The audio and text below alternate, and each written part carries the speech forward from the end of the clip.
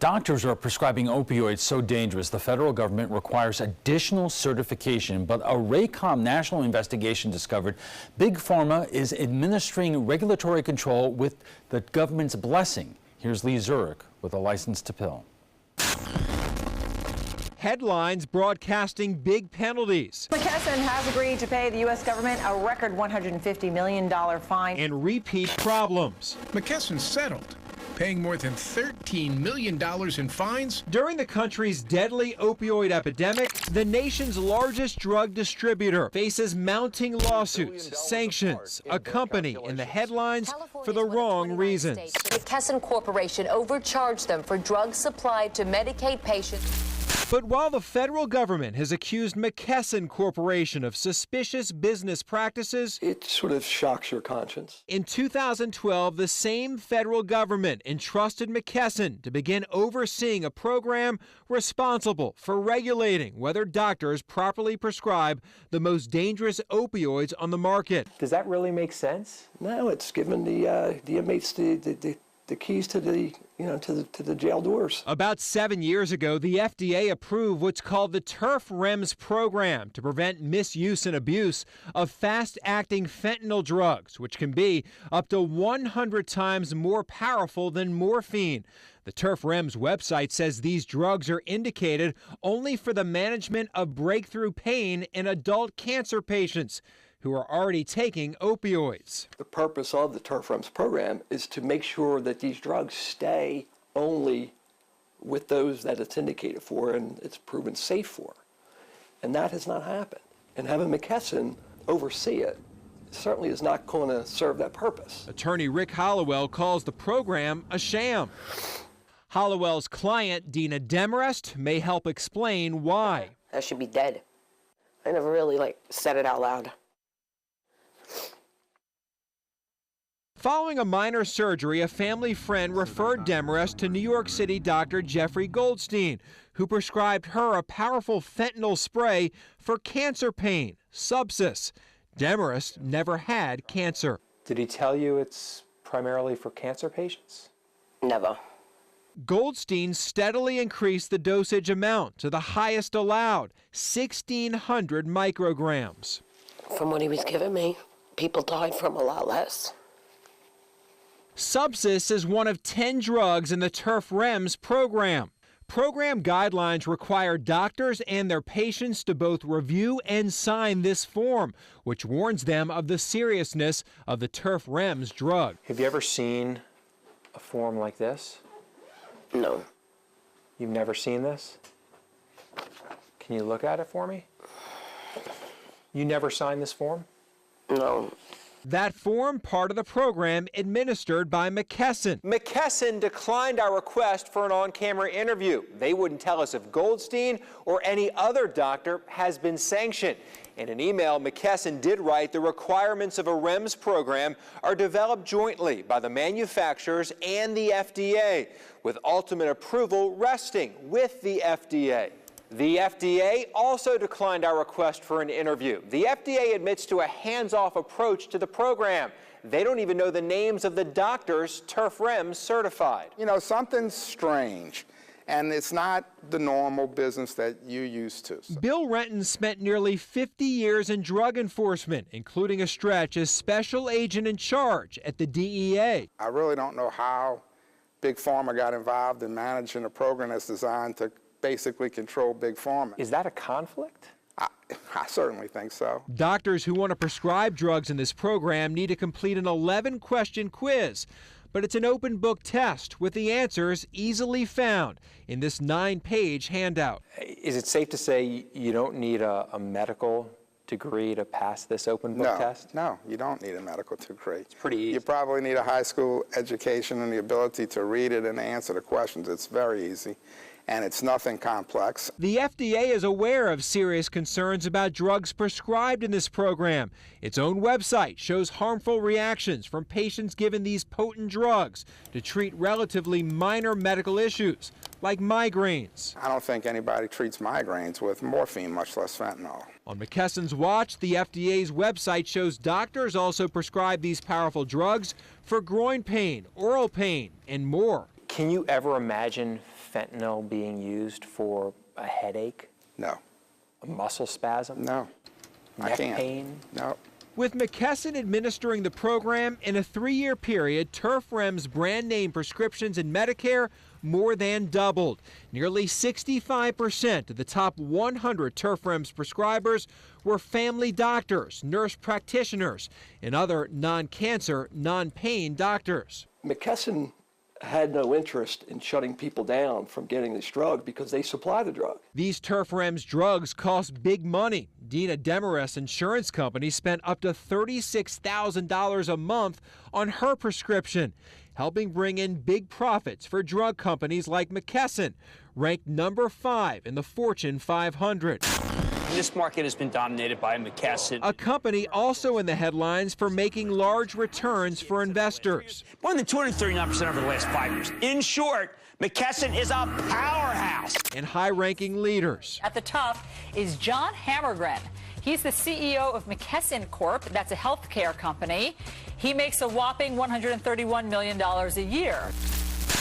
A company handed the keys to an opioid oversight program with the blessing of the federal government that also fined McKesson a record $150 million for fueling the opioid epidemic. Federal government should step up, or the medical boards or the pharmacy boards should step up and try and take over this program. A federal grand jury indicted Goldstein in March for prescribing substances for kickbacks from the drug's maker, Insys. Goldstein was not charged specifically for any Turf Rems violations. Goldstein and Insys did not return a message for comment. In a moment, the trapezoid.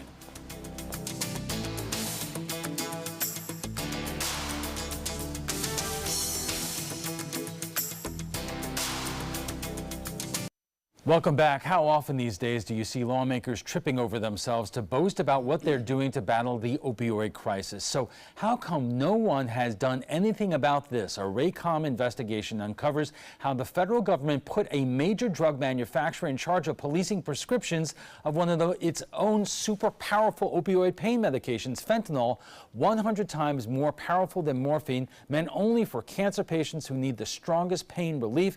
Our investigation uncovered some doctors are prescribing it like candy, in some cases for headaches.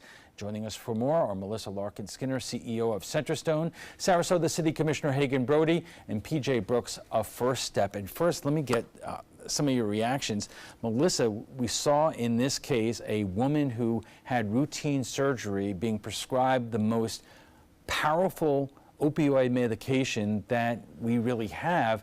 It just doesn't make sense. Unfortunately, in our business, in the treatment business, we see it too often. And I think it's a lack of education. People don't know, and they trust their physicians, and they'll take whatever medication they're prescribed. But is it a lack of education among the patients, but also the prescribers? Perhaps both, and a desire to really treat pain too. I think it's sometimes an unintended consequence. You know, Hagan, we see lawmakers both on the local, state, and federal level trying to do all sorts of things to get a hold of this terrible epidemic that we're in the middle of.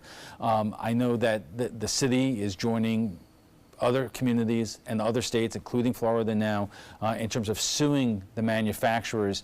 What is the thinking behind that in terms of getting the drug manufacturers and distributors to be more accountable? Well, if you look at the story you just aired, you know, there's two ways that you can address these types of issues. One is a preemptive way, or meant to be a preventative way. That's what the FDA's job is to prevent situations like this from occurring. This situation that you reported on is clearly a situation where you got the fox guarding the hen house. The other way that you can address them is through the court system, but the problem with that is it's responsive. And so the path that the city of Sarasota is taking, and that I'm very proud of my commission for pursuing, is to recoup some of the costs that this opiate epidemic has cost us and is costing us and will continue to cost us into the future. In terms of police response, in terms of Narcan usage and EMS services, that kind of thing? That's yes. I mean, the costs of it are in many ways incalculable, But the way that we're addressing it is starting from the obvious costs and working our way out. This community and our taxpayers have really been devastated and affected by this epidemic, and you know, that's not even to speak of the moral issue and the really loss of life that everybody in this community has, I'm sure, been affected by.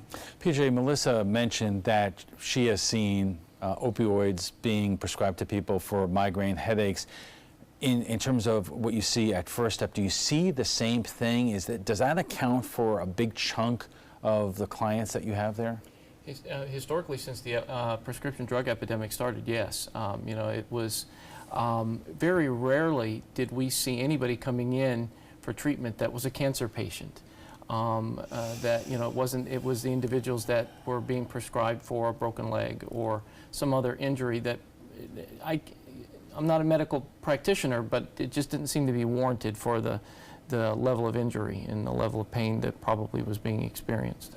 We only have a short time left here, but what you have seen there, how has that migrated basically up the food chain in terms of lawmakers to see that as a problem? I think that what's happened is that from the medical community through the pharmaceutical industry, they're not policing themselves as well as I think maybe they could be. And I think what's happened is it's driven lawmakers to have to make some decisions around how to direct them to practice that they haven't been able to do for themselves. Okay, we are just getting warmed up, and we'll have much more on our opioid investigation right after we check the First Alert weather. Stay with us. Welcome back. We are talking about what the government is and is not doing in terms of regulating opioids. And joining us for more are Melissa Larkin-Skinner, CEO of Centerstone, Sarasota City Commissioner Hagan Brody, and PJ Brooks of First Step. Melissa, let me start with you. In terms of the clients that go through Centerstone and First Step, what percentage of them started with legally prescribed opioids and may have then turned to street drugs when they could not get prescriptions any longer? I would estimate that to be between 70 and 80% at this point. And PJ, have you seen a change over the years in terms of where people are currently getting their opioid medication from? Yeah, absolutely. Actually, our experience is consistent with what Melissa reported, that the path was almost exclusively starting from 2007, 2008 on up until the institution of ordinances through the medical community. And it may be sold on the street after it was received from a doctor's office through a prescription, but it was almost exclusively now. Now it's kind of flipped. We're seeing more street drugs. You know, in our past investigations, we talked to pain management specialists in our area who say they are very careful about how they prescribe these drugs, that the real problem here is when your primary care physician or another physician that may treat you for something is prescribing opioid medications, and they may not have the depth of knowledge and training that they have. Melissa, would you agree with that? I would say that's probably true. And the other thing is emergency departments, and a lot of emergency departments across the country are stopping the prescriptions for opioids because of that reason. People come in pain, they try to address it, and opioids were a common answer. Commissioner, I want to get in a couple points here. Number one, something that you referred to earlier, and that in the case that we investigated here, it almost seems like it's the fox guarding the hen house. As somebody who is in elected office right now, involved in government, how in the world did we have a situation where the federal government gave a drug manufacturer the job of policing its own prescriptions? It would seem almost like a conflict. Well, yeah, and I don't know the specifics about how that occurred, but it's obvious to anybody with common sense that there's conflicting interests there. But going back to your point, you know, there are things that we can do that do work, and in this community, what had happened is we had the opiate and these clinics and doctors prescribing opiates really at record levels until the PDMP was implemented. And what the PDMP is a database that really almost overnight stopped doctor shopping. And so we saw a transition from all those folks who were getting addicted to the opiates to the pills, transition into street drugs, and that's now what we're dealing with today. The black market or the over-prescription of the pills has kind of dried up to a certain extent, and now we're dealing with the heroin and the opiates that people are getting off the street. There are multiple fronts in this battle. You mentioned that the city is taking part in this lawsuit that goes after the drug manufacturers and distributors. A couple of questions here. Number one, what's the difference between what the city is trying to do and what Pam Bondi announced just yesterday in terms of joining other states who are going after the drug companies? Same thing. You know, we're just one municipality, City of Sarasota. We were one of the first in the state to file this type of a lawsuit. Others have filed it in other parts of the country. Now the states are jumping in because all the different levels of government have experienced costs because of this. So we're all going after the same, basically trying to claw back some of the costs that our taxpayers have bore for years. And you said to us earlier that the job here, or the goal here, is to prove liability of the drug companies and the distributors. What exactly do you mean by that? It's to show that they acted in a way that was either unscrupulous or negligent in their marketing and the way they were selling. You know, selling to people in general, or the physicians who then go on to prescribe? To both, whether they were putting the ads on television or how they were telling the doctors to sell it, or what they were telling the doctors was were the specifics of the drug. If people aren't fully informed about a drug's side effects or addictive qualities, whether it's a doctor or a patient, they can't make an informed decision. And so if there were pharmaceutical companies that weren't fully informing the doctors and the communities that were using these drugs, then they need to pay for the result. Melissa, so it seems like we are fighting this battle on a lot of different fronts. This would be one of them, the legal action that we're talking about here. You have other battles going on. I know Vern Buchanan is trying to crack down on fentanyl and other opioids being imported into the country by the U.S. mail. The question is, what are we not doing yet or not doing well enough? I think we still need to make sure we have enough treatment centers, and that it's scrupulous treatment centers, because the state of Florida has had some issues with unscrupulous treatment centers. What do you mean by that? So over on the other coast in South Florida, they've had some bad actors in the space, and it gave us all a bad name. But treatment centers are good. We're here to do, to follow our mission to help people. Now, we have a problem. We've created this addiction problem, this epidemic, and it is absolutely an epidemic. And we have to be able to help the people who are already addicted. And then we also have to prevent addiction from developing in the future. So those are the two things that I think Representative Buchanan is focused on. And PJ, in terms of what you see at First Step, how do you prevent addictions like this happening in the future? We've always in this country, or at least for the last several decades, have battled addictions of one sort or another. The truth is that we really need to really engage at the youth level. We really need to, when we say prevention, we really need to be integrated within the school settings, within the communities in a much more meaningful way than we currently are. I think that we need to be able to, for better or for worse, the school setting is the path of the most consistent access to students, and those are the ones we need to get to them before they start the experimentation, and really engage them in a preventative way. And Commissioner, you have dealt with this not only as a commissioner, but also as a former prosecutor and somebody who has grown up in this area and dealt with friends of yours who have had to deal with it firsthand. Yeah, absolutely. Saddest thing in the world, is being in a courtroom and having, a childhood friend come through and clearly addicted to some very powerful drugs.